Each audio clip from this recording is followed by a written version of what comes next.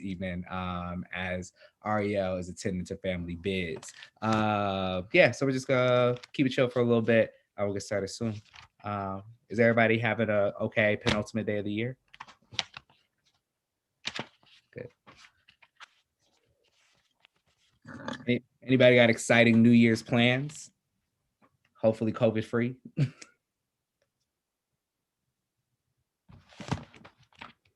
Some of y'all got men, so I'm already jealous of that in relationships. So y'all gonna be okay. We brought a bottle, and that's it. That's as exciting as it's gonna get. We have a couple graduates going with us right now. So who was that? Did we just hear somebody else's Zoom? Was that? But I love it. All right.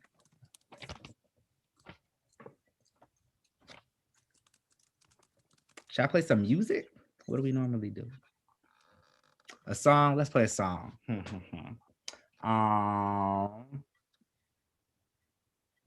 Okay, I was listening to this song yesterday. It's the most player shit I've ever heard in my life. This old Jamaican song. Hold up, this dance off track. I'm gonna find it. I put it on the Sexy Time playlist. That's where it is.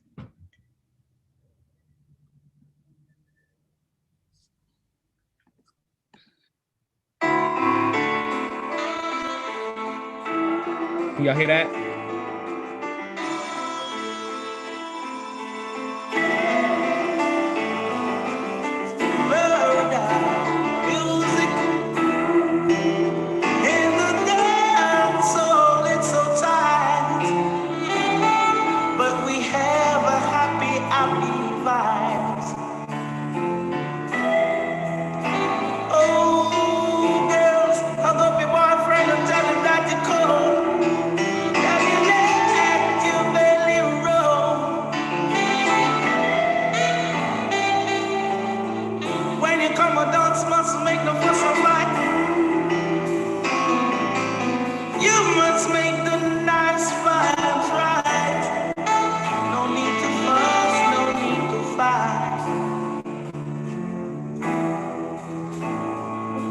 If you didn't walk back or stay far,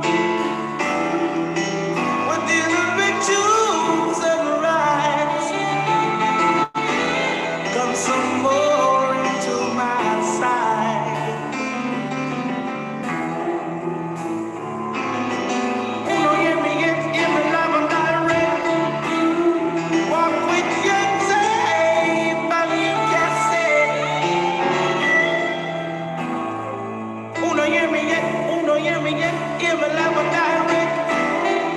Walk with your tape and you can say. 'Cause the vibes is right. Yes, the vibes is nice. So nice. So nice. So nice. So nice. Yeah, yeah. When we go for dance, we don't make no wrong. We stay all night long. Listen, how long will you stay for? People, listen me now. 1 o'clock, 2 o'clock, 3 o'clock, 4 o'clock, 5 o'clock. All right. How about this?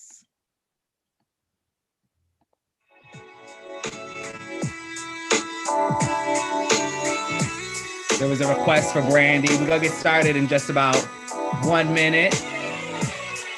And then we'll be in here.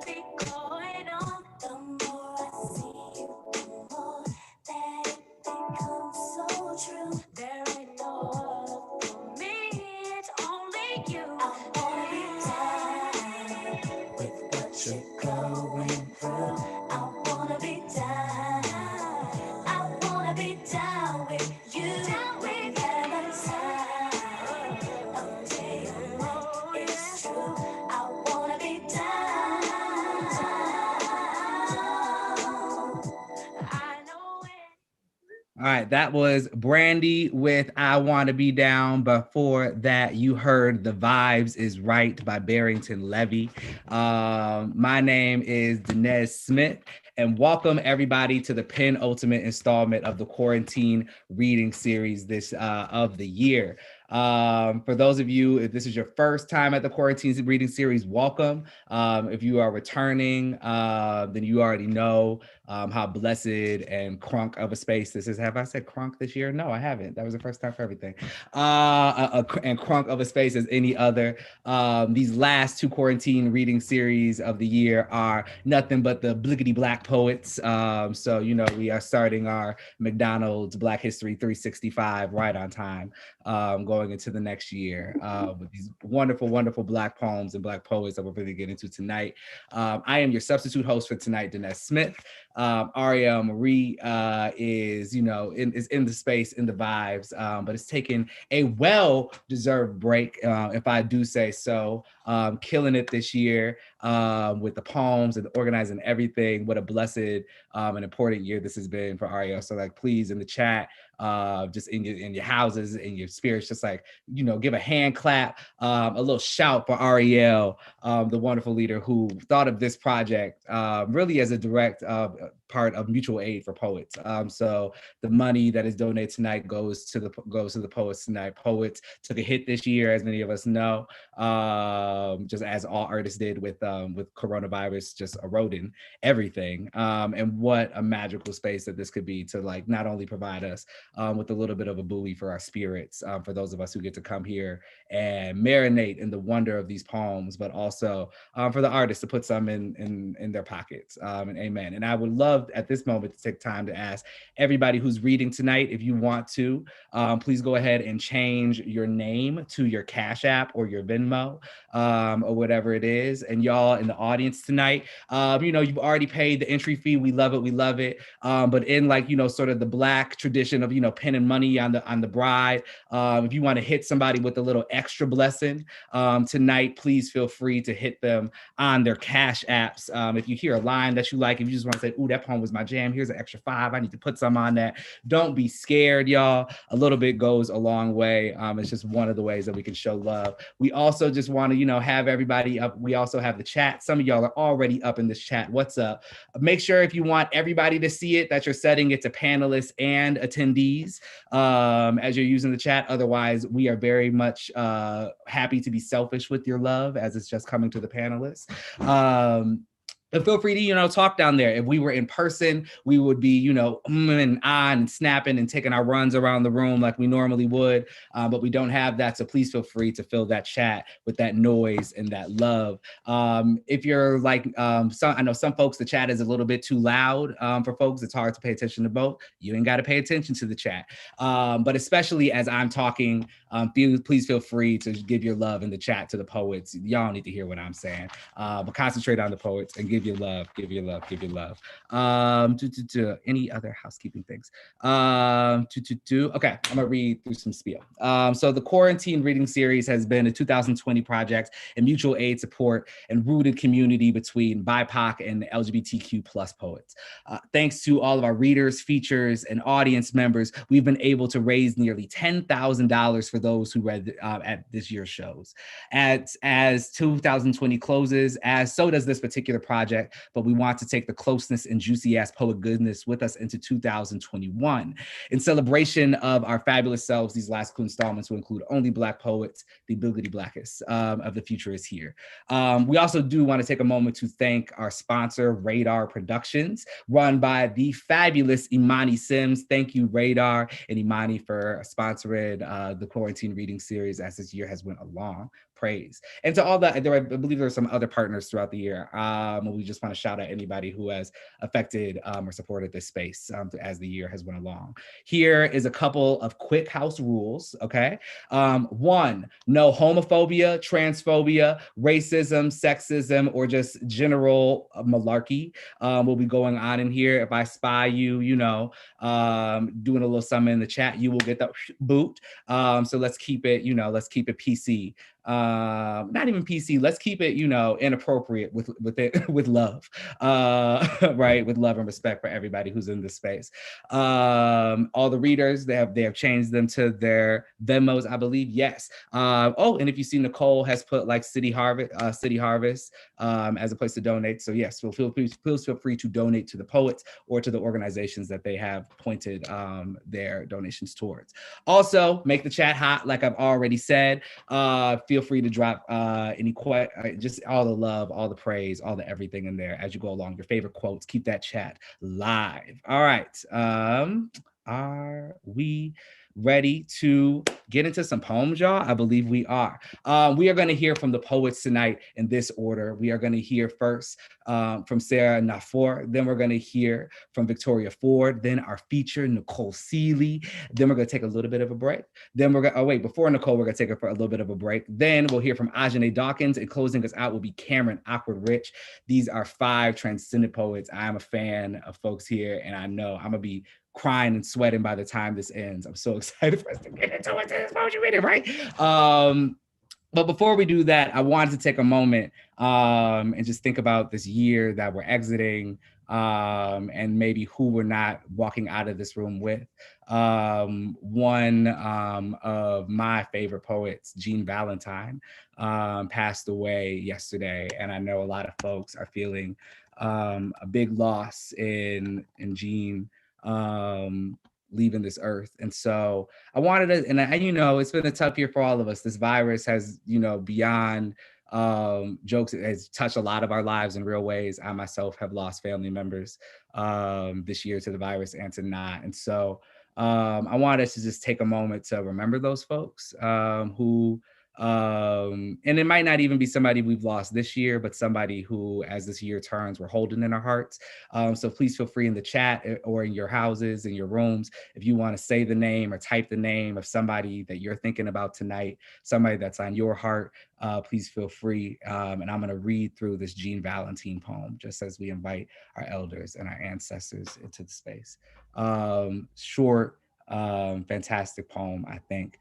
This is Jean Valentine's Door in the Mountain. Never ran this hard through the valley. Never ate so many stars. I was carrying a dead deer tied on to my neck and shoulders. Deer legs hanging in front of me, heavy on my chest. People are not wanting to let me in. Door in the mountain, let me in. I saw Hafisa Jeter tweet on Twitter, may all the doors in every mountain open tonight, and may they, for Jean's spirit and for all of us, may we all find that shelter. Amen. All right. Let us get into it with some poetry. All right. First up, we have Sarah Nafor coming to this digital stage. Sarah is a queer Nigerian American poet and facilitator who descends from a powerful ancestry. I know that's right. You better shout out them ancestors. They believe in storytelling, poetry as magic and healing, and they speak to keep alive traditions of Igbo orature. They can be found on Instagram at Sarah Nafor, and on Twitter, Nafor_Sarah. Please, everybody, give a huge digital round of applause for Sarah Nafor. Hello. Thank you, Dinez, for that intro, and also for giving us that moment to ground and honor our loved ones. Hi, y'all. So like it was said, my name is Sarah Nwafor. I use they and she pronouns. I am a queer Igbo American poet, and I'm really excited to be reading with y'all today. So let's get into some poems. Hey, Igbo Kwenu, yeah, I saw that in the chat. Thank you. Okay, so this first one is called Should My Descendants Ever Need Me? Should my descendants ever need me, then please know that yellow is the brightest occurring color in nature. It is said that the gods broke off a piece of joy, took its glow and seeded it in the soil. Find the places where joy has rooted itself. Summon me there in a field of yellow flowers. Find my mother's voice. I'll know to awaken when I hear the calloused palm caress of the Igbo accent. Gather bits and pieces until you have enough. Pluck its rises and falls from a heaving chest. Gather each echo from the hollow of a periwinkle shell. Bring our blood, a cup of seawater. So much of us still lies in the ocean. Remember to wade out this time. When I see you, I want to see you as our kin always dreamed of. A loose foot smile pumping blood in onyx. Bring me my sister's touch. When I was first born, it was her hands that placed the dreamscape of me into my mother's womb, and it will be her hands that gather me from the dirt. I have never lived a lifetime without her. In the beginning, when she was earth, I was the darkness that hovered over it, so you cannot catalyze creation without us. Find her hands in the red beads of an Igbo wedding, in the pink lace of a Shobe girl's, in the paper gold fabric of my mother's gele, wherever Venus rules, the spirit of my sister resides. Prepare for my coming. Expect my presence when the smell of rain-fed forest pines sweetens the air. Prepare a fire. Feed it fresh okra-covered tripe and toothpicks until my hunger dies into docile embers now. Watch me rise, a breathing night clad in moonstone. Thank you. Thank you for complimenting my lipstick. I love seeing these comments in the chat. So of course I can't, read poems about my Blackness without talking about my bonnet.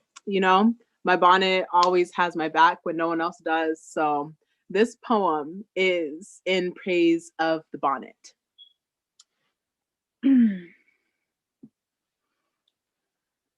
Black girl can't go outside in her bonnet. Gotta look done, always. What's on under the head wrap has to be a secret. Even at the sleepover, only Black girl with the covering, neck snap to attention at the first flick of black fabric, and I am cast shame in a white spotlight. No nightcap in the movies or the music videos, just always somehow falls asleep easy and wakes up effortless, silk pressed, unless you catch her off guard and undone. Once, when a lover shared with me a late night's cricket song through the daybreak, I pulled out my bonnet. And when they forgot their covering, I lent them my do-rag. We dressed our heads in silk to protect us from the chafe of cotton, and there was no shame. Bless this undoing. The first time I FaceTimed with a new friend, we showed ourselves in black bonnets. She breathed a sigh of relief, said, good, you already knew what it was, saw my protection and said it was good, saw how delicate the strand and said, good. When a Black person shows you their satin, it is God. Blessing of guardlessness, there is comfort in an unspoken understanding, a slight smile, a head nod, a witnessing of cells we've been taught to only show in the moonlight, soft-bellied and softer fabric. Once, my hairdresser, with my hair tenderly tucked in hand, remarked on all my frayed ends, asked me if I was keeping myself safe in silk like my sister showed me. Each night, warm brown hands did unto me a ritual of rest, masterfully honeycombed coils to the curves of my skull until I learned to do the same. And she knew I wasn't, that I was fresh from some white girl's house. Bobby shook her head at me, poor child, cupped my kinks and anointed my head anew with jojoba blessing, said, don't you break off your edges to make other people feel easy. Praise this bonnet bestowed upon me, covenant of black hair when honor a fragile nature, of delicate strands, of tender touch. Blessed is a rest that is truly easy, where I can hover just so slightly above a cotton fabric, just a silk scarf above ground. Thank you. Also, if y'all can relate to like struggling to learn to honeycomb your head before bed, please let me know in the chat. Like, it definitely took me a year to learn that when I was a kid. Yeah, ooh, there's so many poems I want to share. I think the next poem I will do is an ode to my future self. And in this poem is called In Which I Am the Queer Igbo Elder I Needed.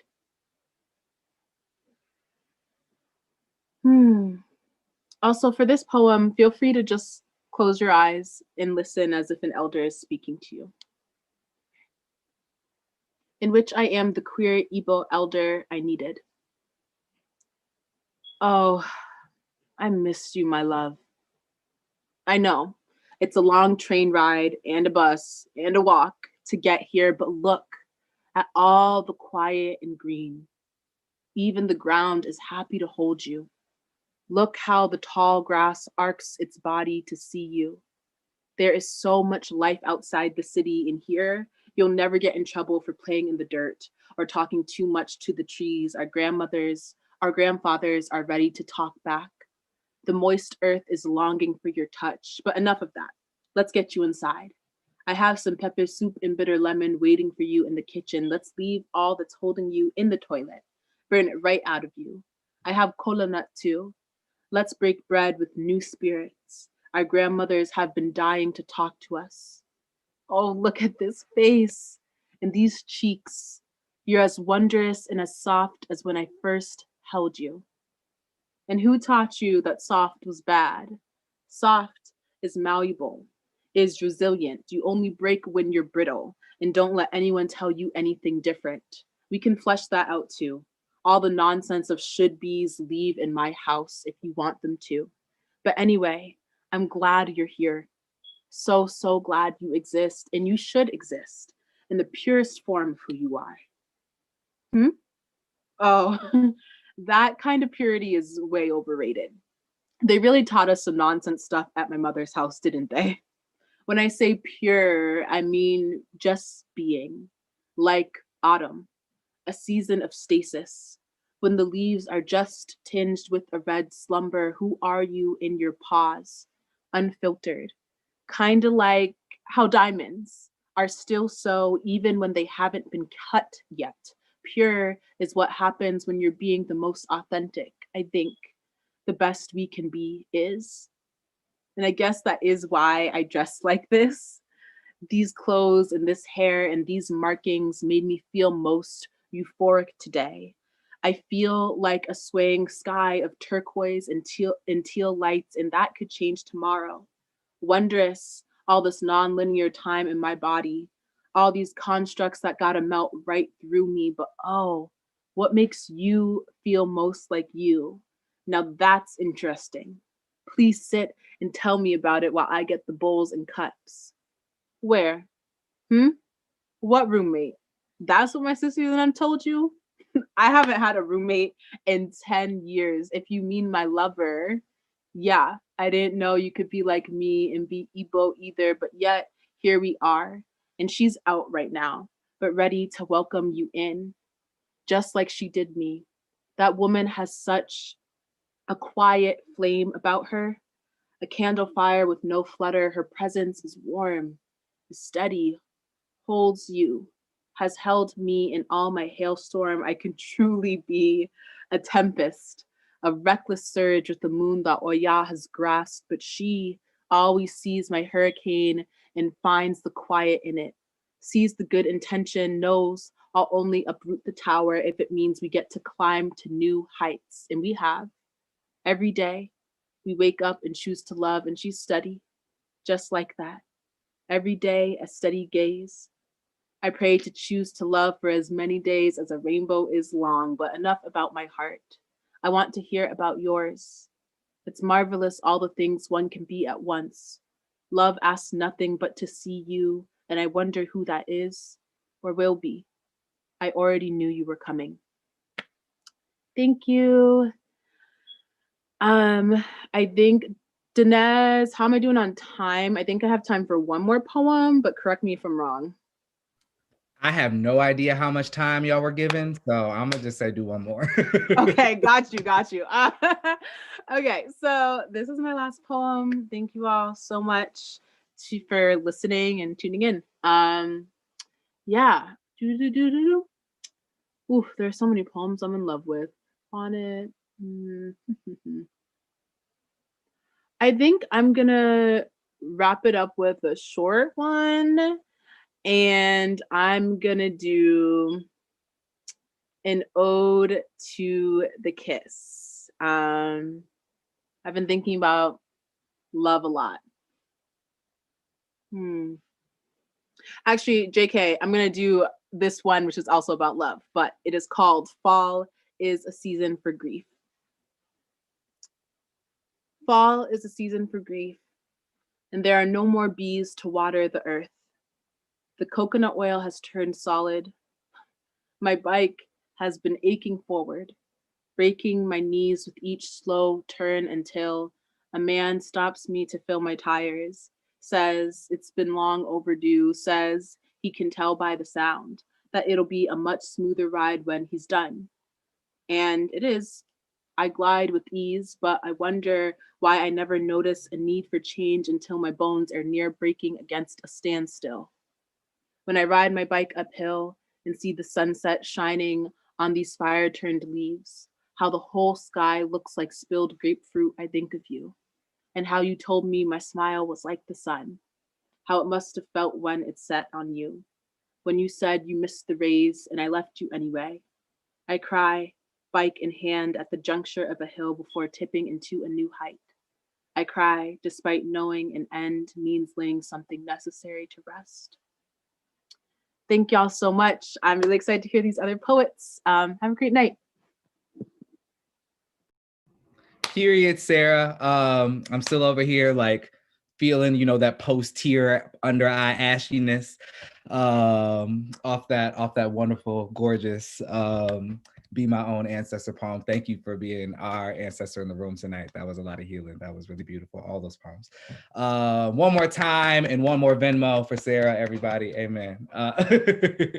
All right, let's keep going into reading. Let's not stop the poetry. Coming up next, we have Victoria Ford. Victoria Ford is a poet from Memphis, Tennessee. What up, Memphis? I was just talking to my Memphis cousins today, and a hell of a poet. I've seen Victoria breathe before. Victoria is committed to her work, shedding light on the material lives of Black women and Black familial structures, as well as examining themes of captivity, fugitivity, and recovery. Victoria's work has been supported by Tin House Summer Workshop, the Vermont Studio Center, the Watering Hole, the Hurston Wright Foundation, and Lambda Literary. She is currently based in Washington, D.C. Y'all, let's get ready to get mollywopped by some poems. Please give your digital welcome to Victoria Ford. Thank you so much, Dinez. Thank you, Sarah, for your poems. Thank you just to all the readers tonight. And I also wanted to thank Elle for just creating this space from the beginning of this year all the way to its end, and for inviting me back. I'm so grateful to be in the space with you all. And gosh, how much has changed since March. I keep thinking about that and kind of using that and moving through my work with that in mind. But I'm so happy to be here with you all. I have a few poems that I had read in March that I really wanted to read again, that I've been revisiting, and a few others that I've been working through emotionally. And so I want to start with a poem I actually wrote at the beginning of this year. And it's called "A Maiden Name Was Once Useful as a Strong Test of Identity." Before that day, I did not know our mother owned a name other than mother. Just as it had yet to occur to me, any mother might flip the magazines of paranoia and perfume in a waiting room without her children and be summoned before a block of cells containing everything she had ever lost. Behind the door, she remains a woman in need of attendance or removal. It never fails, the entitlement of our memories, already scheduling a screening for blood, tending to the knees matter of dissolve, an arm observed for tenderness. I remember learning this difference between a parent and the collapse of a total person when I read the title of her obituary in the commercial appeal. Ex-wife of John Ford dies in South Carolina. In searching for her name, I suddenly had an urge to piss, just as it happened back then on the road. The pit stop, we drank 1,000 popsicles in the grass, visiting her childhood friend. The air, a thick grit. That night, you both were drooled to the floor. I leapt over your spaceship heads toward the toilet, and there I finally saw her, grunting naked above a man we knew barely beyond this offering of sugar, his thighs jerking underneath and her teeth cuffed. Say it again. It never fails. I stood behind the door, reading their outlines, uncovering her name from the ground like a match to a sock. I held the drawn out growl as a figure in the night might lift a leg in the street to prove they can stand, the narrative collapsing in a room of displaced things, which had nothing to do with us. Thank you. I've been thinking a lot about, since March, since I had made a lot of friends at Vermont Studio Center at a residency this March, about archives and what is recorded and what isn't.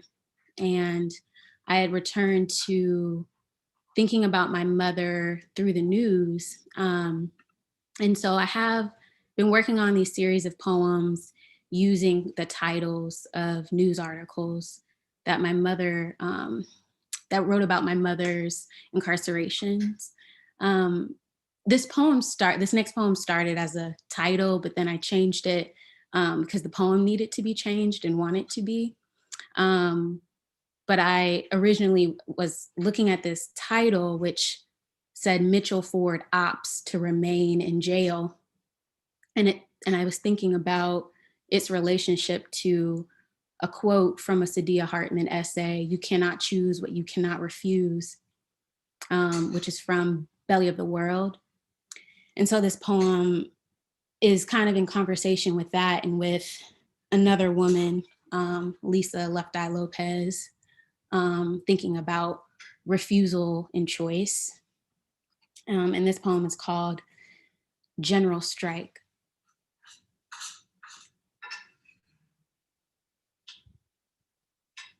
Months after she set the mansion on fire, in an interview, Lisa Lopez said, "But when they saw my face, all messed up, they didn't talk about that the way they talked about the house. Online, I searched for it, wanting to spend time holding her reflected blush, eyes waterful of future evidence. Her mugshot is popular merchandise now, for sale as a coffee cup, a sweatshirt, can be slept in.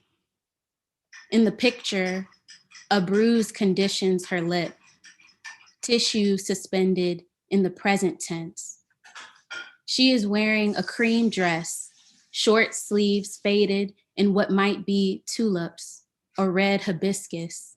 What drinks skylight and grows, they didn't talk about that the way they talked about the house, the $1.3 million house, which had been torched, consumed to certain dust, covered by insurance.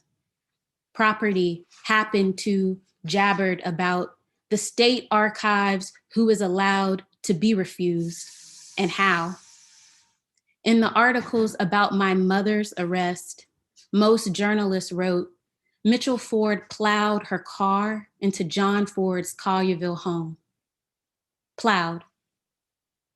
He wasn't even there, is how I remember her discussing this on the phone weeks before the court date, her laughter taking flight as she said it, suspended beyond me between prison sentences. He wasn't even fucking there, but they talked about his brand new garage, how right through my father's equity, my mother overturned part of the earth as if she was impregnable to galvanized steel, as if her skin absorbed the leaves of glass. Did my mother even have a face?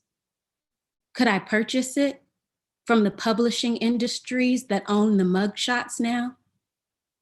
I was in the car during the first incident.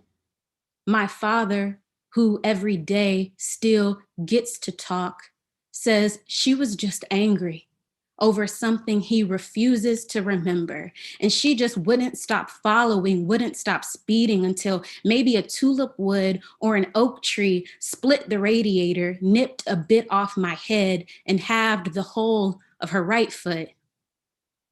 The foot that gave her trouble for decades. Little mummer of unarchived pain, wherever she was prohibited from, or when she was caged, when we visited her once a week for a year, where she would keep these hard candies, blueberry Jolly Ranchers, now and laters, tucked in her shoe, beneath that difficult foot, hidden from the guards until she could loosen them from the ground. These gifts I can still taste, loosening what she could choose, what she was willing to do again.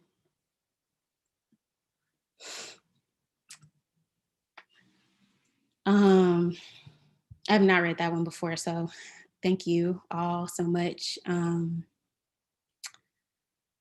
I got my driver's license this year, like in February, right before, well, not before the pandemic, but before this USian American pandemic really changed so much of our lives in March. And I had been thinking a lot, and I think a lot about driving and mobility, and also just being 27 and just now getting my license. But this next poem was really different for me because I was thinking a lot about Nikky Finney and writing for people, and also wanting to figure out how I can give people something while they're still here. And so I wrote this poem for a man I really love, who is very sick. And this poem is called Permit for Nathan Queen. Summer was ending, and you were teaching me no road is ever truly straight, that I must notice the subtle turns.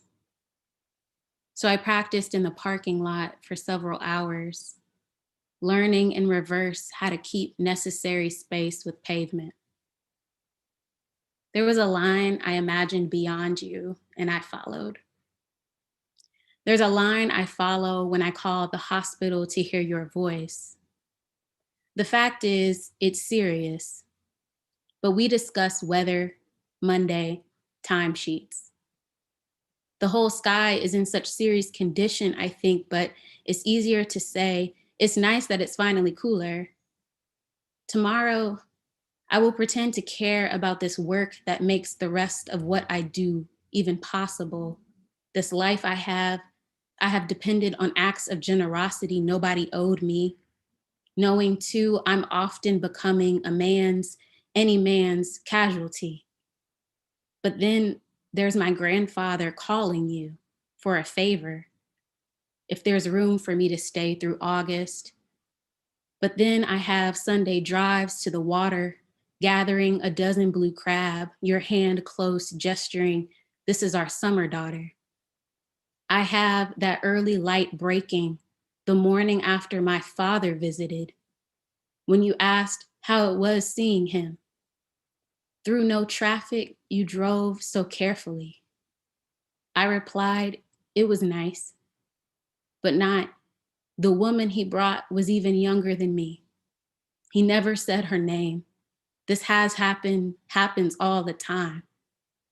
Nodding at what I wouldn't say, Letting long silence consider the tone my hurt held, you pulled into a parking lot. You sat with me as the light broke through my oldest cry. This is what the morning brought. Permission to choose as you did by the river, my kin. Family is a series of choices.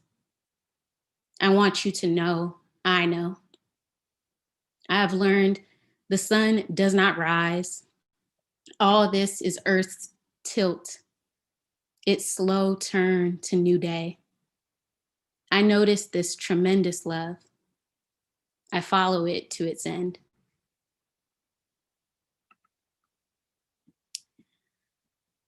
I'm just so grateful to be here again with you all. Truly, this space, thank you so much, Elle, for curating it. I'm going to end with a poem that I always need and that I always return to, and maybe I will for the rest of my life. Elegy for Clitoris. Save water is one of the last things I said to my mother before she passed. She'd started to cry, but not for me. She'd started to cry, but neither of us knew she was dying. Her heart arranging its own petite famine that November. Save water, please, I asked, referring to an old war between us. My mouth and the soft pink land it longed to drink versus a mother's instinct. You're a dyke, aren't you? I say instinct and not repulse because every day the world reminds me I am accountable for the stones I let cast inside my body. Instinct and not hatred. In the last words she said, "You're dead to me," which I took to mean, you are my daughter. I made you my own brutal idea. I am trying to be responsible for somebody who was not responsible, out of instinct. You did not know her, of course. You cannot consider the clots thickening in her thighs, her bitching at the farewell moon, the trouble hosting a wild concert on her face. You're dead to me, meaning I am lost. Come keep me company. Every alcoholic needs a dyke for a daughter, a bank to contain the waste of a hideous marriage. Before the flood, a levee rises to earn a bruise after flushing the vodka before warming the milk to feed the youngest child who cannot stand. This is inheritance. Learning there's little difference between a moan and a whimper for the Black girl holding herself away from herself, I translate "you're dead to me" to write a beautiful song. Bring a choir to the deep river. Of course, you might still read the word dead, but it is my responsibility to cast this stone. The water suckers my feet, and I am still alive. Thank you.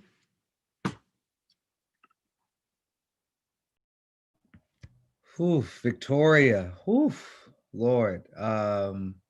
It is always such a gift and an honor to hear you present your work. You give your everything to your work. And it is truly humbling and powerful to sit in the presence of. Thank you so much for that reading. Oof, y'all give it up in the chat. Yes, yes, yes. I see it. I see it going off. We are right up against, I think, a well-deserved break for everyone to take a breath, to gather ourselves, to sit in the moment and just be appreciative for these first two poets, Sarah and Victoria, who have truly blessed us all to a wonderful night. This is what happens at the Quarantine Reading Series. We feel it. So we're gonna take about a 5-minute break, and then we're gonna come back and hear from our feature, Nicole Seeley. I'll play another song. Yes. And please keep going on your love for these first two poets. We'll be back soon. Thank you, everybody.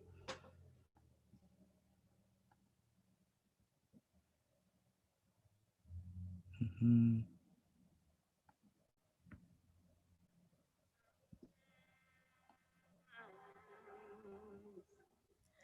Day breaks in my life.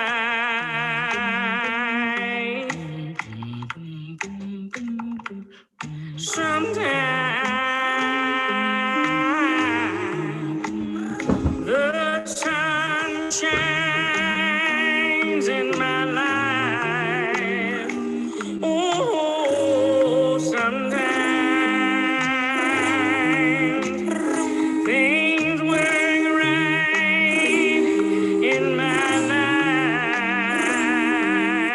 You are my sometime.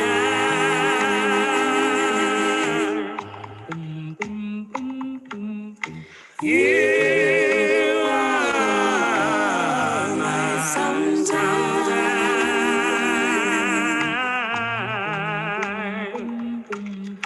You are my sometime.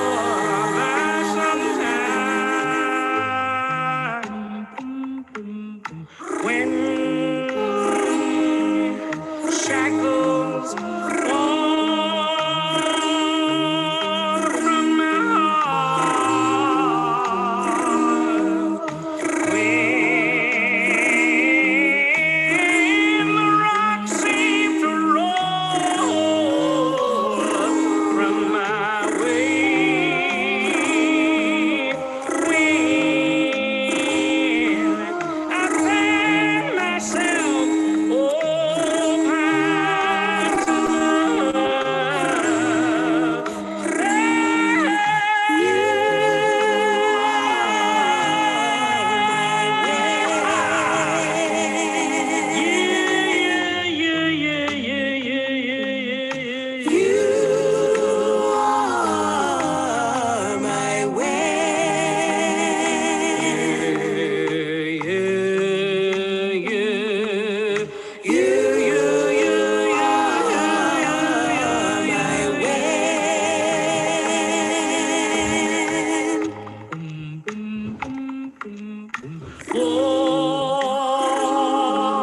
the ending of being alone.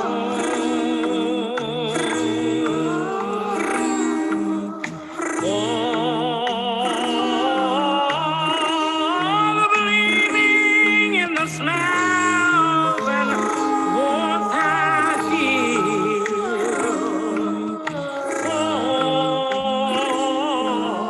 And leavings to come back again and again and again.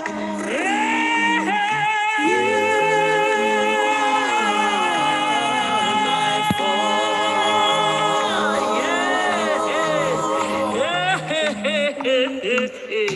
You are my fall.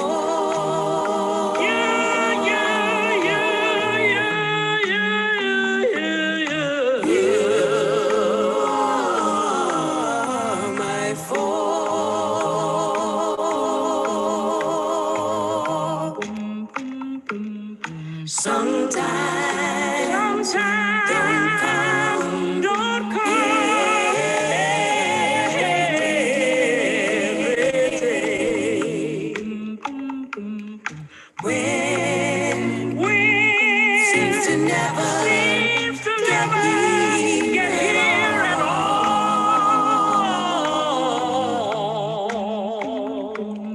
For is the future that I could never think.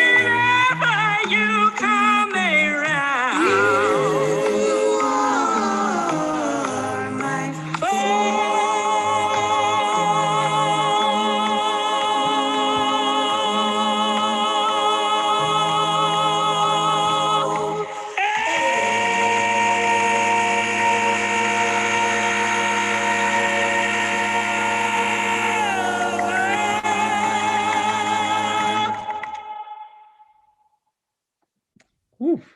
All right, that was "Sometime" by Sweet Honey in the Rock. One of Eliota said was cleansing their spirit, and I know it does a lot. That for me, it's a song I reach to a lot where I need to be studied. Thank you so much, everybody, for sticking with us. I hope you had a decent break. Once again, thank you to Sarah and Victoria for the way that y'all sincerely rocked us and honored us with that work. Truly fantastic. Please keep the Venmos and the love going to them. But we are turning now to our next poet of the evening, our feature, my mother freaking friend, Nicole Seeley, who Ariel wanted us to know that they once saved Nicole from a lion when they were stuck in Kenya. Didn't provide enough context, but I know that if there was no other reason than that Nicole got saved from that lion, it's so that Ariel could bring Nicole here. All right, that's how we know these poems are important. These poems have survived nature, okay? And this poet. Lord, born in St. Thomas in the Virgin Islands and raised in Apopka, is that how you say that? Apopka, Florida. Nicole Seeley is the author of Ordinary Beast. It is no ordinary beast, but goddamn, I do love that title. Finalist for the PEN Open Book Award and the Hurston Wright Legacy Awards. And Animal After Whom Other Animals are named, winner of the Drinking Chord Chapbook Prize. Her honors include a Rome Prize from the American Academy of Rome, a Hodder Fellowship from Princeton University, the Stanley Kunitz Memorial Prize from the American Poetry Review, and a Poetry International Prize, as well as fellowships from Breadloaf, Contamundo, Cave Canem, or Cave Canem, as the white people say, MacDowell, the New York Foundation, and the Poetry Project. Her work has appeared in Best American Poetry 2018, The New Yorker, the Paris Review, and elsewhere. Formerly the executive director at Cave Canem, she is a visiting professor at Boston University and Syracuse University. Nicole is one of my favorite poets to read, and I think, you know, evidence through her time at Cave Canem or in her classrooms, or just what it's like to be around Nicole, is just somebody who just radiates a love and care for the work and for the people who do the work, and it is a blessing to, like, you know, get to walk alongside Nicole and get to witness her work. It's one of my favorite books to hand to people, and I think for me was a huge reset in poetry. I remember one time, you know, everybody's book got to be about something these days. And I remember watching Nicole watching Nicole on a panel just say, it's not about anything, it's just my work. And I was just like, yeah, we just need to get back to the point where, like, motherfuckers is beasting. And every time I read a Nicole Seeley poem, I'm just like, motherfuckers is beasting. Like, and just like going off for no good reason than for the transformative power of poetry and wherever it may direct. Nicole hits every corner of the heart in that book. And I'm so excited for us to be able to get hit in the heart tonight, once again, by the transformative and magical power of Nicole Seeley. Oh my goodness, stop it. Stop it. You know, I'm your biggest fan of, like, your work and your person, so that you see this in me is just, I see it in you. So we're a reflection of each other. I love it. Why Aria lion? She did not save me from a lion. She almost got me eaten by a lion. A panini by a lion after the guide told us not to be eaten. I was like, Ariel, put that panini away. She almost got me killed by a lion. Anyway, still love you. So I'm gonna read a few poems. Oh, first I wanna thank Ariel for just having me here, for the invitation, and for the readers. Victoria, Sarah, your work is amazing. And for the readers to come, I'm a fan of all of your work, so thank you. It's really an honor to be present here, writing alongside you all. So thank you for having me. A few poems, and then the next poet. The first poem is: the first person who will live to be 150 years old has already been born. And it's from my mom. Scientists say the average human life gets 3 months longer every year. By this math, death will be optional, like a tie, or dessert, or suffering. My mother asks whether I'd want to live forever. I'd get bored, I tell her. But she says there's so much to do, meaning she believes there's much she hasn't done. 30 years ago, she was the age I am now, but unlike me, too industrious to think about birds disappeared by rain. If only we had more time or enough money to be kept on ice until such a time science could bring us back. Of late, my mother has begun to think life short-lived. I'm too young to convince her otherwise. The one and only occasion I was in the same room as the Mona Lisa, it was encased in glass behind what I imagine were velvet ropes. There's far less between ourselves and oblivion. Skin that often defeats its very purpose. Or maybe its purpose isn't protection at all, but rather to provide a place similar to a doctor's waiting room in which to sit until our names are called. Hold your questions until the end. Mother, measure my wide open arms. We still have this much time to kill. And I don't really read between poems. If you know me, you know I'm a bit shy, so I try to just power through the poems, and if need be, then I introduce them, but otherwise, I just read my poems. All right. Medical history. I've been pregnant. I've had sex with a man who's had sex with men. I can't sleep. My mother's mother had asthma. My father had a stroke. My father's mother has high blood pressure. Both grandfathers died from diabetes. I drink. I don't smoke. Xanax for flying, propranolol for anxiety. My eyes are bad. I'm spooked by wind. Cousin Lily died from an aneurysm. Aunt Ilda, a heart attack. Uncle Ken, wise as he was hit by a car, as if to disprove whatever theory toward which I write. And I understand the stars in the sky are already dead. I need to read an uplifting poem. I need to borrow someone's book because ain't none in here. Of violence. You hear the high-pitched yowls of strays fighting for scraps tossed from a kitchen window.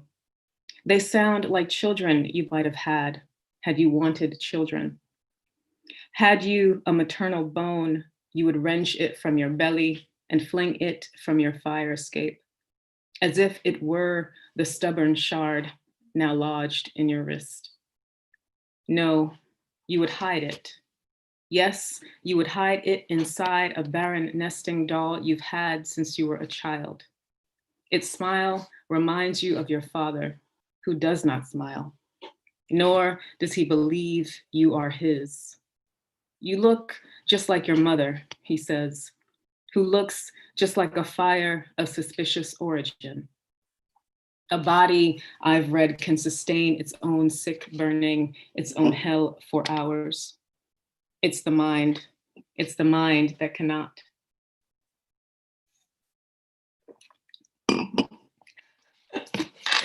Okay. Candelabra with Heads, and I guess I have to talk to introduce this one, but it's inspired by a work of art by this, I believe he's German artist by the name of Thomas Hirschhorn. And what it is, it's a group of mannequins lifted up on a wooden platform and wrapped in brown duct tape. So I saw this image and this poem came shortly after. And it takes its title from the artist's work. It's called Candelabra with Heads. One more thing about this poem. The third and fourth stanza is the reverse of the first and second, and then the last line is essentially the thesis statement of the poem. Okay. Candelabra with Heads. Had I not brought with me my mind as it has been made, this thing, this brood of mannequins cocooned and mounted on a wooden scaffold, might be 8 infants swaddled and sleeping, might be 8 fleshy fingers on one hand, might be a family tree with 8 pictured frames. Such treaties occur in the brain. Can you see them hanging? Their shadow is a crowd stripping the tree of souvenirs. Skin shrinks and splits. The bodies weep fat, the color of yolk. Can you smell them burning? Their perfume climbing as wisteria would a trellis. As wisteria would a trellis burning, their perfume climbing, fat the color of yolk. Can you smell them? Skin shrinks and splits, the bodies weep. Is a crowd stripping the tree of souvenirs. Can you see them hanging? Their shadow frames. Such treaties occur in the brain. Might be a family tree with 8 pictured.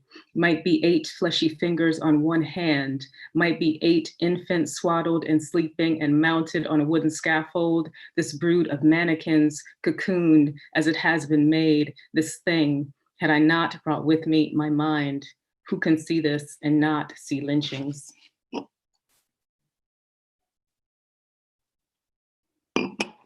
Okay. So this next poem is inspired by the one I just read. It's in my chapbook, The Animal After Whom Other Animals Are Named. At the advice of editors whom I adore, I extracted the last line, who can see this and not see lynchings? And I did so because as a newly published person, I just didn't know what I was doing or how much power I had. So I took it out. Before my full-length collection, Ordinary Beast, I decided to include that last line because I thought it was important that the reader sees exactly what I see. And so I wanted to write a poem in defense of that impulse to include that last line. And so this is that. It's called In Defense of Candelabra with Heads. If you've read the candelabra with heads that appears in this collection and the one in the animal, thank you.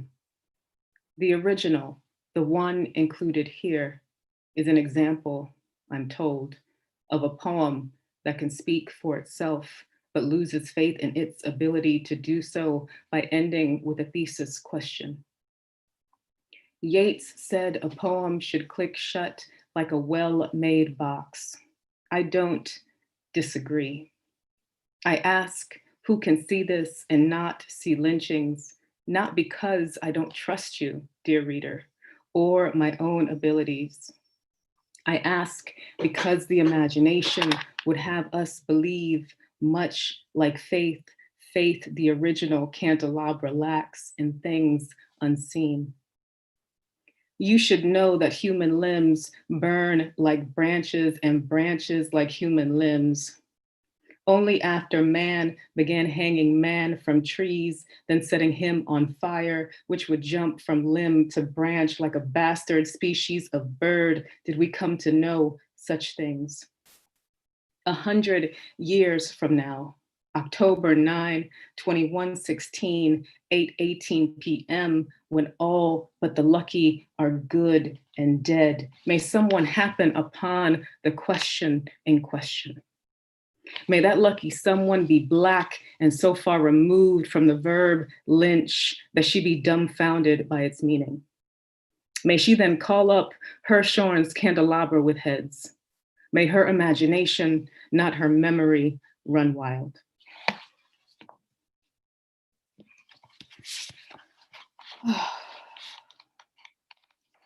Wish I could hear you all. Hysterical strength.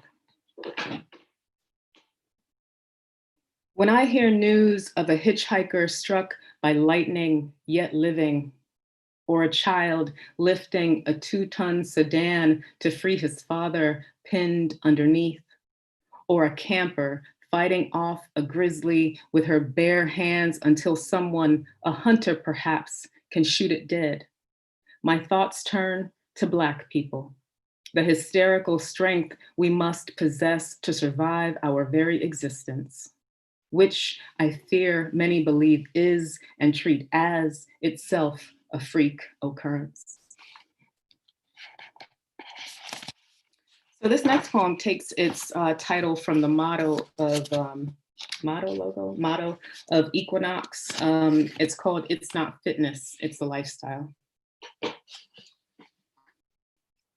I'm waiting for a white woman in this overpriced Equinox to mistake me for someone other than a paying member.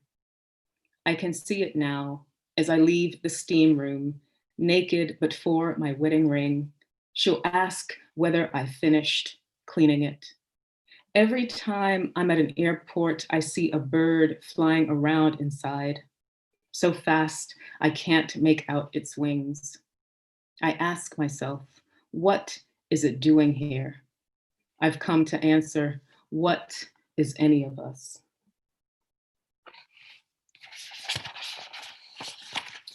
I'll read a shorter one. 16. It's called Heretofore Unuttered. As if God, despite his compulsions, were decent and hadn't the tendency to throw off all appearance of decorum. Here I am, admiring this single violet orchid. How lucky am I to go unnoticed, or so I imagine, when at this writing, there's a red-tailed hawk somewhere tracking the soft shrills of newborn songbirds.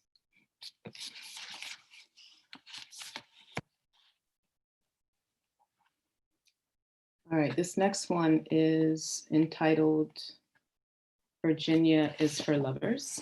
But before I read, I just want to acknowledge Patricia Smith, who's in the audience, who is one of my favorite poets, one of the poets who inspired me to write.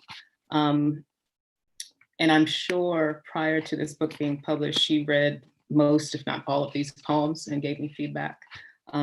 She's just an amazing poet and an amazing part of this community. And yeah, thank you for being here and thank you for being you. Virginia is for Lovers. At LaToya's Pride picnic, Leonard tells me he and his longtime love, Pete, broke up. He says Pete gave him the house in Virginia. Great, I say. That's the least his ass could do. I daydream my friend and me into his new house, sit us in the kitchen of his 3-bedroom, 2-bath brick colonial outside Hungry Mother Park, where, legend has it, the Shawnee raided settlements with the wherewithal of wild children catching pigeons. A woman and her androgynous child escaped, wandering the wilderness, stuffing their mouths with the bark of choke cherry root. Such was the circumstance under which the woman collapsed. The child, who can say nothing except hungry mother, led help to the mountain where the woman lay, swelling as wood swells in humid air. Leonard's mouth is moving. 2 boys hit a shuttlecock back and forth across an invisible net. A toddler struggles to pull her wagon from a sandbox. No, Leonard says, it's not a place where you live. I got the H in V. H-I before my friend could finish, and as if he'd been newly ordained, I took his hands and kissed them.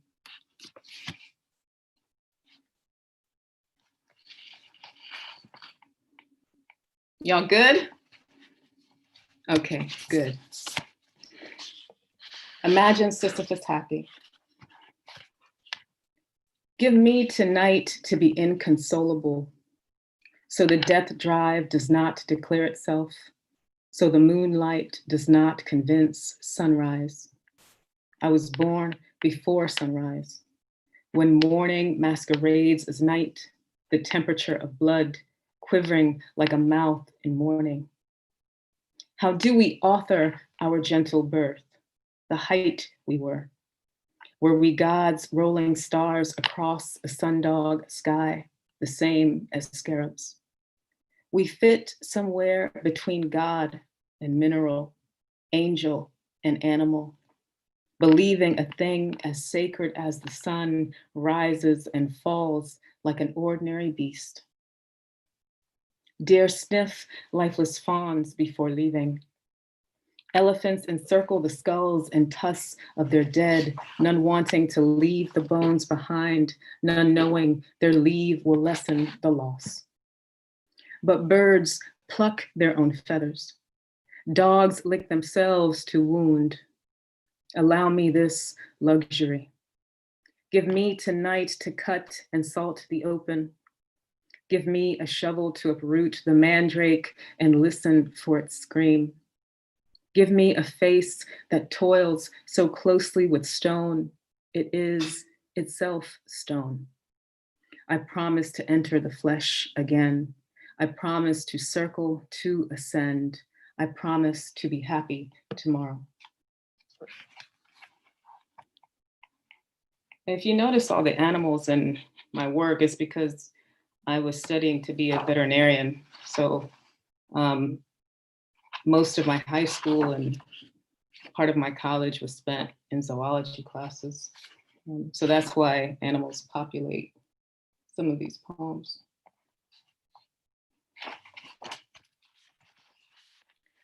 Even the gods. Even the gods misuse the unfolding blue. Even the gods misread the wind flowers nod towards sunlight as consent to consume. Still, you envy the horse that draws their chariot, bone of their bone. The wilting mash of air alone keeps you from scaling Olympus with gifts of dead or dying things dangling from your mouth. Your breath like the sea inching away. It is rumored gods grow where the blood of a hanged man drips. You insist on being this man. The gods abuse your grace. Still, you'd rather live among the clear, cloudless white, enjoying what is left of their ambrosia. Who should be happy this time? Who brings cake to whom? Pray the gods do not misquote your covetous pulse for chaos, the black from which they were conceived. Even the eyes of gods must adjust to light. Even gods have gods.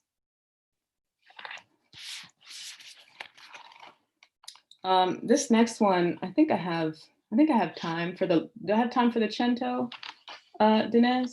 Okay, and then I'll wrap up with object permanence.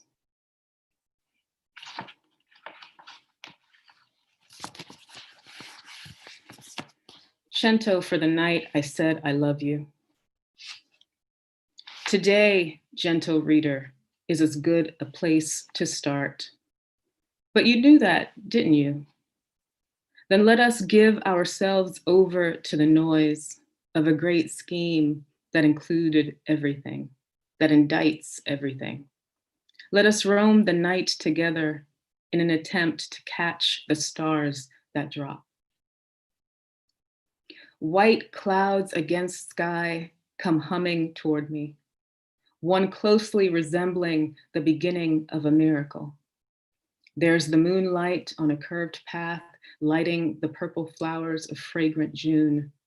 I dreamed him, and there he was, silent as destiny, lit by a momentary match. Men are so clueless sometimes, like startled fish living just to live. We are dying quickly, but behave as good guests should, patiently allowing the night to have the last word. And I just don't know, you know? I never had a whole lot to say while talking to strange men.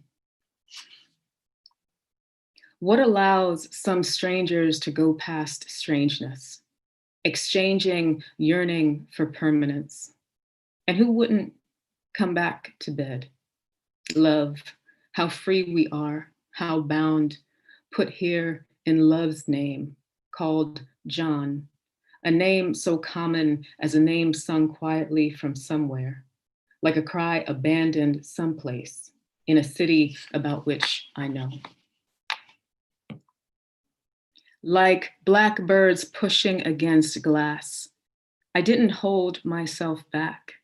I gave in completely and went all the way to the vague influence of the distant stars. I saw something like an angel spread across the horizon like some dreadful prophecy, refusing to be contained, to accept limits. She said, "Are you sure you know what you're doing?" I love you, I say, desperate to admit that the flesh extends its vanity to an unknown land where all the wild swarm. This is not death. It is something safer, almost made of air. I think they call it God. Some say we're lucky to be alive, to have a sky that stays there above. And I suppose I would have to agree, but the hell with that. It isn't ordinary. The way the world unravels from a distance can look like pain, eager as penned in horses. And it came to pass that meaning faltered, came detached. I learned my name was not my name. I was not myself. Myself resembles something else that had nothing to do with me, except I am again the child with too many questions as old as light. I am always learning the same thing. One day, all this will only be memory. One day soon, for no good reason. Dying is simple. The body relaxes inside hysterical light as someone drafts an elegy in a body too much alive.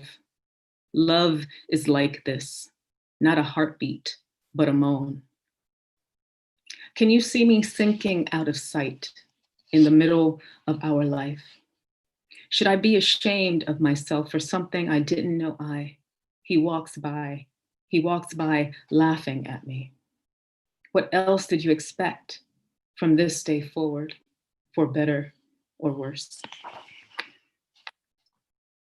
One life is not enough to remember all the things marriage is. This town at dawn can will away my lust to suck honey from the sunlight. So why am I out here trying to make men tremble who never weep? After all's said and after all's done and all arrogance dismissed, the distance rumbles in, sparing only stars. The moon, like a flower, survives as a pinion, making it almost transparent. The pieces of heavy sky, heavy as sleep. I close my eyes, and this is my life now. And my final poem, Object Permanence, is for my husband, John. Object Permanence. We wake as if surprised the other is still there. each petting the sheet to be sure. How have we managed our way to this bed? Beholden to heat like dawn, indebted to light. Though we're not so self-important as to think everything has led to this, everything has led to this. There's a name for the animal love makes of us. Named, I think, like rain for the sound it makes. You are the animal after whom other animals are named. Until there's none left to laugh. Days will start with the same startle and end with caterpillars gorged on milkweed. Oh, how we entertain the angels with our brief animation. Oh, how I'll miss you when we're dead. Thank you all. Oh, I can't stand you in the best way. Thank you so much for all those poems, Nicole, for ending on those two especially. They just both the combos of your poems just make the heart do things. And that poem is so secretly nasty too, you know? I see what them caterpillars are doing. I see them gorged on milkweed. Oh, what a blessing. Everybody, please give it up for Nicole Seeley one more time. Show your love in the chat. Nicole, I believe, is telling us to direct our Nicole Appreciation Funds to City Harvest. City Harvest, that is, they work in, they do food, right? Providing food for those in need. Let us not send our neighbors into this year hungry. So please, please, please donate there with the same ferocity y'all hitting these Venmos, especially if you got it. If you got it, give double. All right, let us keep moving. We are in true Black tradition and running behind tonight. Like even during the quarantine, niggas can be at home and still be late, you know? I love us. We keep it real no matter the situation. But we have two more poets coming to us tonight, and I'm just so full. It's just like and like these last two are just so great, and I love them both. And oh my God, okay. Let me get my own little stuff together. Next up, we have Ajanay Dawkins. Ajanay is a Michigan and New York State native. She has been published in Breakbeat Poets, Black Girl Magic Edition, For Harriet, The Office, Winter Tangerine, and has work forthcoming in The Rompus. She is a Watering Hole and Pink Door Fellow and is a current MFA candidate at Randolph College. I had the absolute pleasure of getting to meet a young Ajanay before as she was coming into the University of Wisconsin to do her undergrad at this thing called the First Wave program. And it was like my last year, I was like leaving out, but there was just something about Ajanay and her friend Miana that was just like, these two are special. And it's been such a pleasure, I feel like, of mine. It's just like a greedy poetry fan just to get to watch Ajanay grow and to get to put on to Ajanay early. Ajanay is somebody that whenever I encounter her work, whether it be on the stage or on the page, whether it be in service of Black women, in service of Christ, in service of whoever Ajanay is pushing, brings poems that like I get excited to like, I want to show I show my mom Ajanay's poems. I'm just like, this is poetry that just lives in such a moment of Black woman excellence. And I'm so excited just to get to watch Ajanay grow. I am greedily going to sit back and enjoy this reading. Everybody give a big digital round of applause for Miss Ajanay Dawkins. Thank you so much. Oh my gosh, Inez, you're gonna have me emotional before I even start this, because truly you knew me as the hottest mess of a version of myself. So the fact that you even you even show me love the way you do is such a blessing. And it's an honor to be on this stage. I don't even know how to read after what just happened. I'm super grateful. I spent most of 2020 teaching poems and reading poems and writing them secretly. And it wasn't until today came that I was like, I actually have not read poems. So this is a blessing. So I'm not gonna do too much talking. between pieces. Yeah, I'll just do poems. Fermenting. I remember the gaping hole in the garage door from the time we drove straight through, running away from some statistic we refused to become. More than anything, I remember the smell of terror fermenting to slurred memory. Once, he was so drunk he passed out as soon as he walked in. And once he was so drunk he didn't. Once he was so drunk he let me drink too. Once he was so drunk he stumbled past our rooms and we thanked God. Once he was so drunk night shift police knew my name. Once they came to my school and said hello there as if we were old friends. We ran from him on our cracked heels. Once he was so drunk I heard my mother screaming and stayed asleep.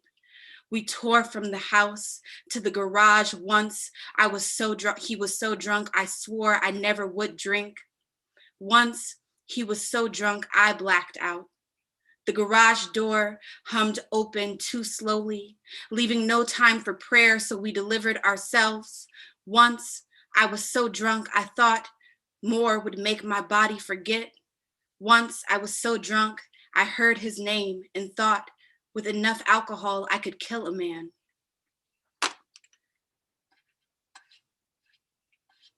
Okay. So also, I saw so many folks from the watering hole in the chat. Shout out to the watering hole. Shout out to First Wave. I just saw like mad folks that I love. And I just want to say, hey, y'all, I love y'all so much. Tribe, yes. Okay, sorry, I'm excited. I saw so many people. Okay, so this poem has footnotes and I didn't know how I was gonna do it. So I'm gonna read the poem and then hit the footnotes after and hope it makes sense. And if it doesn't, then y'all gonna love me anyways and we're gonna move past it. This poem is called Duplicate. Ezekiel 18:2. What do you people mean by quoting the proverb about the land of Israel? The parents eat sour grapes and the children's teeth are set on edge. I made my closet a prayer room because I hear God best in small spaces. I can't be in two places at once, throne side and burning in memory. Cyclical trauma, I know so well. My blood remembers from its creation. Cyclical faith, I am kept by my grandmother's prayers and the injury that led them to the altar. I become all of my mothers, praying to a living God about dead men who thieve. Lord, vengeance is yours, so steal me back from their claws. Return me to me, so I can stop replaying the time I said no. I said sure. I said nothing. I left the door unlocked. I left. I tied a rope around my hands, bit an apple, and laid at their feet. I know this position. I know what I smell to a dead man what I smell like to a dead man who can manipulate a corpse. God, what did my mother say to you when they took her? So I know to pray for something else. Here in my footnotes, injury is defined as visible or invisible. What a husband leaves after the liquor makes him a ghost, where the ghost drew blood, the consequence of saying no. Altar is defined as where we go when we're done hiding from God, the church, closet, bathroom floor, sister girlfriend's lap. Dead men is defined as who we skip when reporting the lineage, who exist in the blood, scars, memory, whose eyes look at us from the children's faces.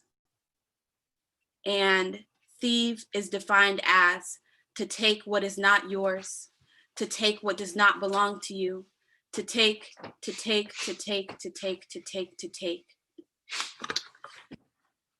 Okay, so I have two more poems. I really wanted to do some work or read some poems tonight that didn't make me feel so heavy. And that was one of my goals for this year, to write work that didn't make me feel heavy, that made me feel light and let me sit and enjoy, because I feel like I've been writing about very heavy things for a long time and I'm tired, and it was a very heavy year. So I want to shout out Ramika Bingham Risher for giving me permission to write about love and Jesus and all of the things that I had no clue how to write about before. I'm so grateful for her and her work. Yes, Ramika goes so hard. Okay, sorry. This poem is called Beloved.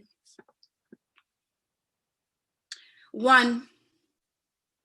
Oh, it's a canzone, which I just learned about this year because of Philip. So, we were patient until after our vows to enter the bed, naked the way God made us. What could I say of religious rearing except that we learned about sex and now have to reimagine worship? We took leaving and cleaving serious as any other command or scripture. My husband and I share stories of shame, then practice unlearning. I yell, oh God, because I can. I ask for all my flesh can imagine. My joints to gel, blood rush, audacious, soft grace covers me. What the body makes for our good is good. 2, the first time I spoke in tongues, my husband and I were bowed wet-faced at the altar. What did I imagine intimacy was before this? 2 bodies surrendered between the spirit. Holy Ghost, Holy Ghost, Holy Ghost, before God spoke into the deep, this is all there was. The 3, Elohim, the 1. When I say that intimacy is inherited, this is what I mean. What were we created for if not this? What did I imagine intimacy was about if not surrendering who I was before for greater glory? Beloved, there is tear salt in my mouth and I don't know if it's yours or mine. Beloved, my bones are on fire and you cover me. 3, what generations might we stitch from flesh? Beating hearts, small bones, our sanctified blood running wild in smaller creations. God, I rest in the joy of your miracles. My body knitting his nose on a child, then coloring their eyes his hazel. Whether altar or bed, I can't worship without imagining who will be brought here through me and what curse must be torn before they arrive. God, I know you are real because once I was inside my mother, inside her mother, and my grandmother prayed for me until I arrived covered. I know you are real. I see my children's faces in my sleep and I dream beg you for their names. I pray in the quiet dark, Lord, let them come with torn veils in their mouths. Okay, I'm going to do one more poem and then be out of your hair. My poems about joy are really just love poems. And my last love poem is for my best friend. I have 2 best friends. God blessed me with 2 best friends, Brittany and Miana. Shout out to Brittany. This poem is for Miana, who is truly my soulmate. Like, me and Miana have not lived in the same state for a few years now, but if Miana has a cold in her state, I have a cold in my state. Like, that is how serious this is. So I definitely dedicate this last poem to her and our favorite relationship in the Bible. So the only relationship in the Bible where it talks about souls actually being knit together is between 2 friends, between Saul and David. So this poem is called For Mimi. Samuel 18:1. And it came to pass, when he had made an end of speaking unto Saul, that the soul of Jonathan was knit with the soul of David, and Jonathan loved him as his own soul. Mimi, how many nights have our bodies curled into each other after our niggas weren't acting right? After red wine, bougie aunties in training. You have held my hair tender after I've mixed dark and light. called me in from the edge of cliff after renamed cliff, been soother and sandpaper. We fall out, fight, we ride down, covenant sister, soulmate. This is a contract, me tied to you through the distance, states, countries, heartbreak, the distance of becoming different women than we have been. Sometimes I miss you and drink a Carmenere.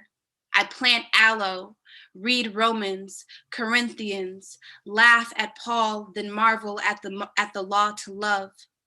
I whisper to the moon, pretend I can find Venus on my own. Sister, this is deeper than blood.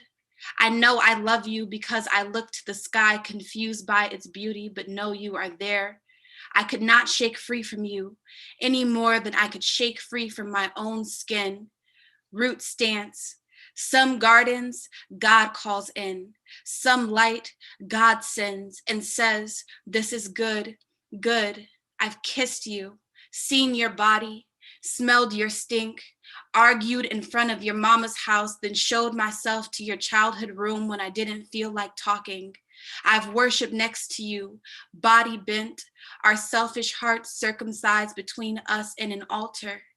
We've grown into these women, wounded and capable, wild and free, then changed the definition of that freedom.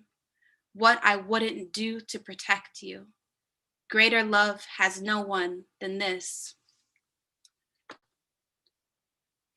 Thank y'all so much. Thank you to everybody else who has performed tonight. And I think Cam is next, who's performing coming up. I'm so grateful, and I'm going to mute my microphone. I really appreciate it. One more again for Ajane, everybody. Oh my God, you're so incredible and good at the things that you do, including poems and smiling and stuff. Oh, that was incredible. I haven't got to hear like a whole set of your poems in a while, so that was very special. Once again, please hit that Venmo, y'all. Make sure y'all showing love that way, as well as in the chat. YouTube, y'all make sure y'all going crazy over there too, and I can't see what y'all are up to. We have one more reading tonight. And what a reading is going to be. I won't embarrass Cam too much, though I will say that Cam is one of my favorite Negroes in the whole world. I love this man. We were roommates for like 2 years. We lived in 2 different states together. In one, the only furniture we had was some tires that were waiting to go on my car when the winter ended. And so we've been through the rough, and now we both grown with like books and like better glasses. And like, look, Cam has furniture now. We have bookshelves. We're really out here living, Cam. Look at us. Anything is possible. But seriously, like one of my favorite poets, one of my favorite people. Cameron Awkward Rich is the author of 2 poetry collections, Sympathetic Little Monster from Ricochet Editions back in 2016, and last year's really this year, we're like kind of like in the anniversary of this book, and Dispatch from Persea Books in 2019. Presently, he is assistant professor of women, gender, and sexuality studies at the University of Massachusetts Amherst. Just such a brilliant poet, brilliant scholar. Like Cam, just like, you know, I think Cam has made me cry in like the sneakiest ways of any of the poets in here, and like really just like go straight for the heart. I think this is work that, I don't know, Cam's one of the best poets ever to me. So once I just get to it, sit back, relax, get hyped, get ready to cry. Please give it up for Cam Awkward Rich. Dinez, I love you too. So I'm gonna try very hard not to ramble, but I guess I will just say first that it's a blessing to be in these rooms full of poetry. I think that one of the sweet things about this bitter year is that I've had the sort of reason and the opportunity to be in rooms that fill me more than I have been in the last sort of 2 years. So thank you all for that. And thank you, Ariel, for gathering us here. I'm gonna read poems that are mostly not in any book. They're not new exactly, but I don't exactly yet know what is up with them. This first one is called Long Distance. It's called something nearly unbearable. The room on your computer, inside of which the men shine with sweat and shea. They, the men, are passing another between them like a lit joint, though they the burning paper and he the lips. Plainly, we are in your bed watching porn, though it's purely academic, everyone merely a student of pleasure. Except for the boy, the wet coin, who by now has opened his second toothless mouth, swallowing from both ends, his eyes wide, and then he's gone, vanished into the body's thicket. And so the men, though never touching, do. All four of us, one wooded quiet, carrying his cry. We take a screenshot to remember this. What are we trying to understand? In the morning, I'll fly home. It will be months and months until I am again marked with your scent.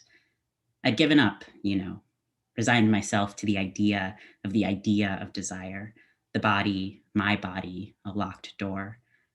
Love, if that is your name, I'm a practiced hand. I'm good at waiting.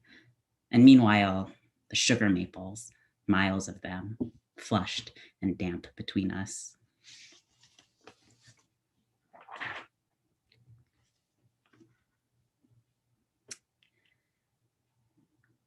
It was the best of times, it was the worst of times. Before we were what we are now, or as some would prefer it, when we were latent, a shape moving beneath the blue of that first and longest winter. Yes, before us, I supposed it happened in other people, the wild inside, the violet blooming of what was never quite desire. Remember our first attempt? It was, frankly, disgusting. Wet birds in the closing distance, being thrown against and through the ice. I thought it would never turn in me.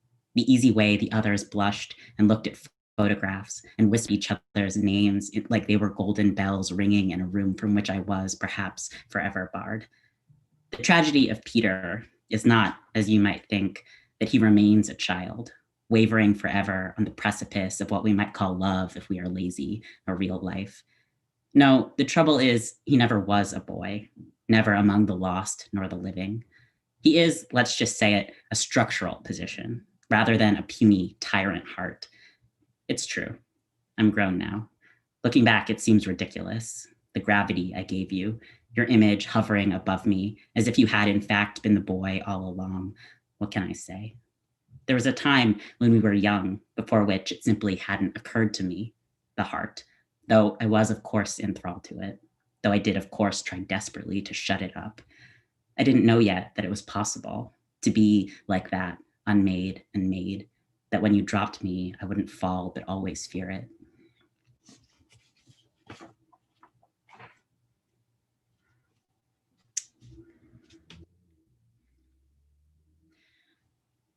It was the best of times, it was the worst of times.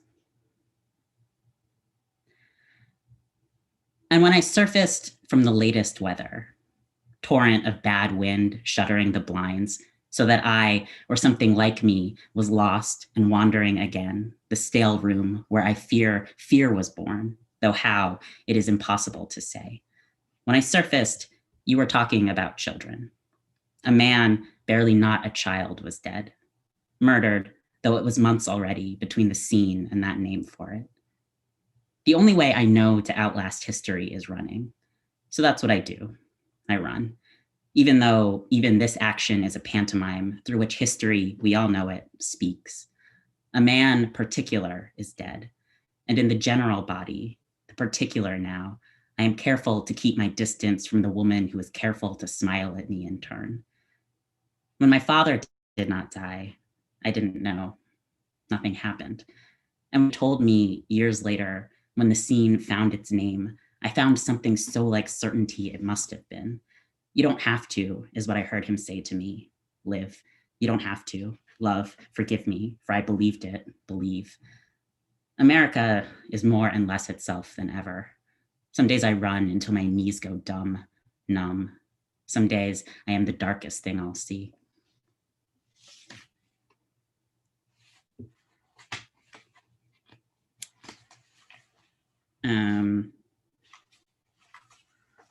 Yeah. Presently, this poem is called My Life Closed Twice, but It might also be called It Was the Best of Times, It Was the Worst of Times. It's hard to say. My life closed twice. Liz, I think her name was, the woman my mother brought me to. We played cards in her perfumed office. Lavender, tulips, bowl of waxed fruit. I was 10 and wanted to die. I don't know why I'm here again. I lived. Obviously, I lived. When I was older, but still a child, not innocent, but foolish, I looked up for my solitary suffering. I learned the history of men. I pointed to a spot on the map they rendered.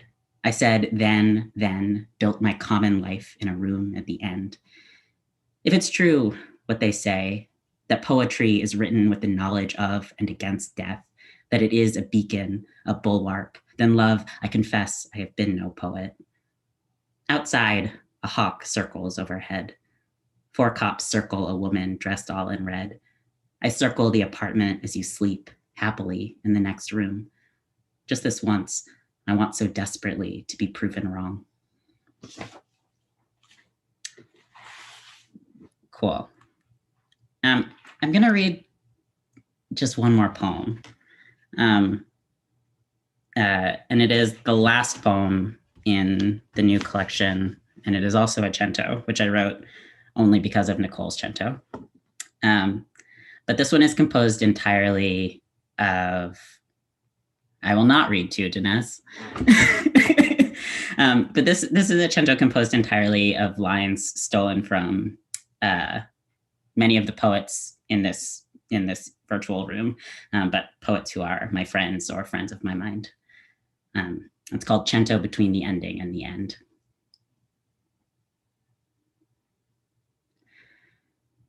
Sometimes you don't die when you're supposed to.